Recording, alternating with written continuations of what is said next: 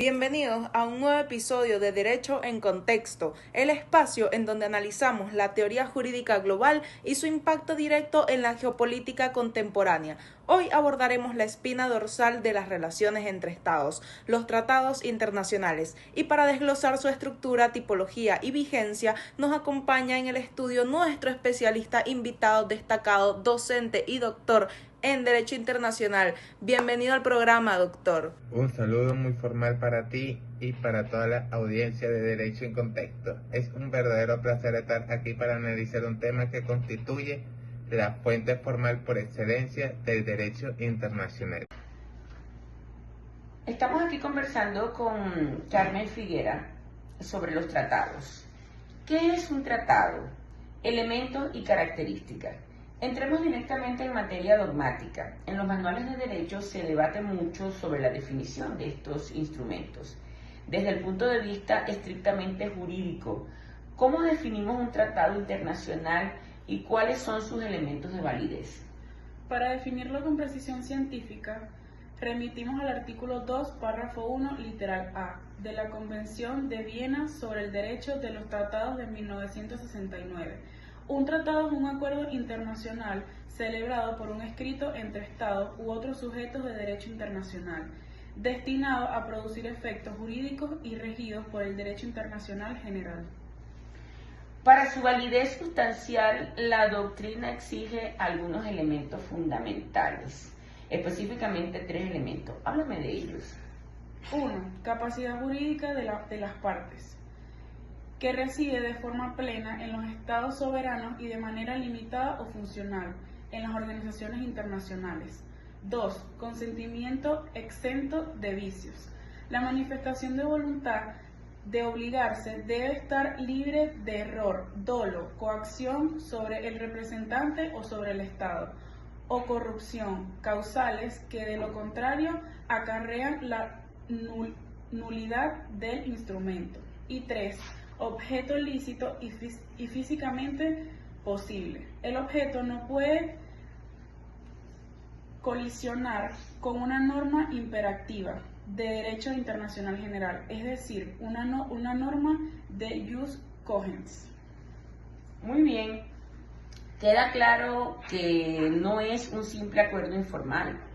¿Cuáles dirías que son las características distintivas frente a otros instrumentos jurídicos?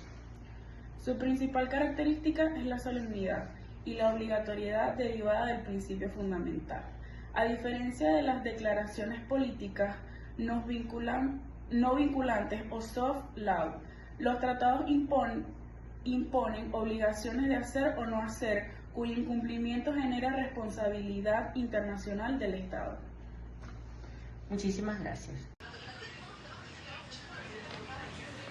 Ahora nos corresponde hablar sobre tipos de tratado e importancia geopolítica. La tipología de estos instrumentos es muy amplia. Si tuviéramos que categorizarlos para su estudio didáctico, ¿cuál sería la clasificación idónea? La doctrina suele clasificarlo bajo 2 criterios principales: por su estructura orgánica o ontológica. Encontramos los tratados bilaterales, celebrados entre 2 partes, y los multilaterales, donde concurren 3 o más sujetos. Estos últimos pueden ser abiertos, permiten la adhesión posterior de terceros estados, o cerrados, restringidos a los firmantes originarios. Por la naturaleza de sus disposiciones distinguimos entre tratados o contratos, que regulan presentaciones recíprocas y particulares entre las partes como un acuerdo de delimitación fronteriza, y tratados, ley, que establecen normas de conducta de carácter general y permanente, como los convenios de derechos humanos.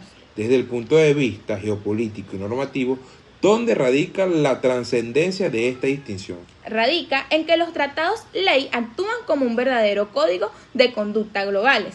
Son los que permiten codificar el derecho ordinario y unificar las reglas del juego en comercio, telecomunicaciones, derechos fundamentales y seguridad colectiva, limitando la discrecionalidad del poder soberano de los estados. ¿Cómo nace un tratado? El procedimiento es celebración. Hablemos ahora de la gestación del tratado. Es un proceso de formación sucesiva que requiere la concurrencia de voluntades internas y externas. ¿Cómo se sintetiza este procedimiento?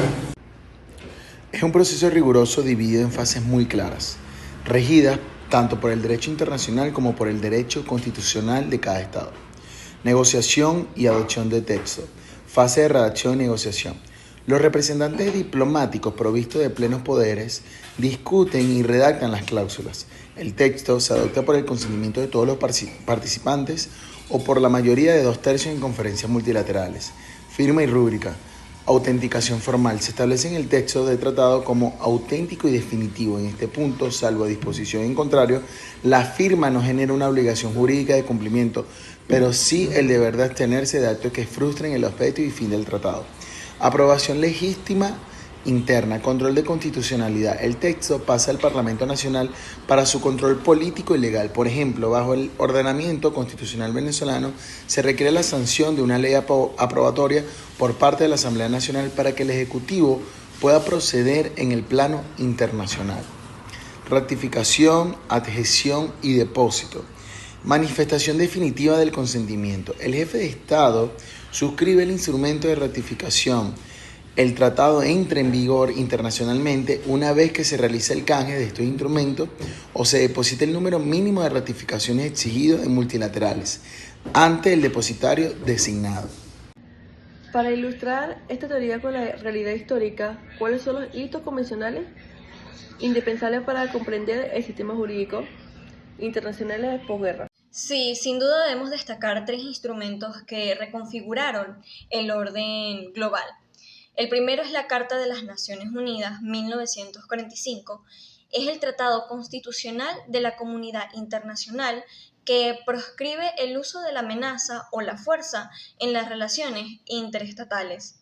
La Convención de Viena sobre el Derecho de los Tratados, 1969, es la segunda. Este es el marco de referencia hermenéutico y procedimental de toda la actividad convencional del mundo. En tercer lugar están los convenios de Ginebra de 1949. Es la piedra angular del derecho internacional humanitario. Este codifica las normas limitativas de la violencia y la protección de víctimas en conflictos armados. Para concluir nuestro encuentro de hoy, me gustaría formular una pregunta de fondo. ¿Cómo se resuelve técnicamente la tensión entre la soberanía del Estado al principio supremacía constitucional y obligatoria de los tratados de ámbito interno? Ese es el núcleo del debate ius internacionalista contemporáneo y se resuelve a través de la articulación de la supremacía constitucional y el control de la convencionalidad. Desde la perspectiva del derecho, se rige el principio del monismo, con primacía del derecho internacional en el ámbito externo. Esto está consagrado de forma categórica en el artículo 27 de la Convención de Viena, el cual establece que un Estado no puede invocar las disposiciones de su derecho interno como justificación del incumplimiento de un tratado. Es decir, ante el derecho internacional, la norma convencional prevalece. Y en el orden interno, los tribunales constitucionales aplican el control de convencionalidad para armonizar las leyes nacionales con los tratados de derechos humanos vigentes. ¿Esto qué significa? Esto significa que los jueces deben interpretar el derecho doméstico de conformidad con las obligaciones internacionales asumidas por el Estado. Y desde la psicología, este principio también resulta fundamental, ya que el cumplimiento de los tratados de derechos humanos favorece la protección de la salud mental. No solo eso, sino que preserva la dignidad y el bienestar de las personas, promoviendo así entornos que sean más seguros y respetuosos de sus derechos. No se trata de anular la soberanía, sino de ejercerla mediante la autolimitación del Estado para integrarse a un orden jurídico global coherente y previsible. Una precisión técnica impecable que nos ayuda a comprender que los tratados no son meros compromisos políticos, sino más normas vinculantes, subordinada a un control de legalidad estricto. Doctor, muchísimas gracias por su extraordinaria exposición. Al contrario, gracias por la invitación y un saludo a toda la comunidad jurídica que nos escucha. Y a todos ustedes, gracias por el acompañamiento en este episodio en Derecho de Contexto. Nos encontramos en la próxima entrega para seguir analizando la estructura de nuestro sistema legal. Hasta pronto.